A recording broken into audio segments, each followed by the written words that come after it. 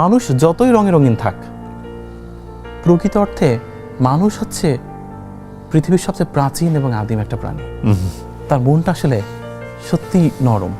হয়তোবা সে আজকে রাতে যে সবচেয়ে বড় ডিলটা করলো, অর্থাৎ ঘুষ কিংবা দুর্নীতির সাথে নিজেকে আপোষ করিয়ে টাকাটা আয় করলো, সেই মানুষও রাতে গিয়ে জাস্ট একটু ঘুমানোর জন্য তার আত্মার কাছে সে প্রমিস করে কাল থেকে সব ঠিক করে নেব, আর এসব করবো না, তওবা করব। ইয়া ট্রু। আজকে রাতটা ঘুমাতে দাও। তার বিবেক তাকে বলে কি করে আসলি তুই যেটা করেছিস ঠিক করিসনি, হ্যাঁ, অনেক মানুষের হক মেরেছিস। আমি তো সেই বিবেক, কারণ বিবেক তো কখনো অপবিত্র হয় না, হৃদয়টা তো সবসময় ঠিক থাকে, কারণ হৃদয়টা তো আল্লাহ নিয়ে যাবে একসময়।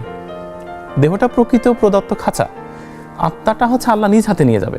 তো যেহেতু আল্লাহ আত্মাটা নিয়ে যাবে, সুতরাং আল্লাহ আত্মাকে কখনো অপবিত্র হতে দিবে না।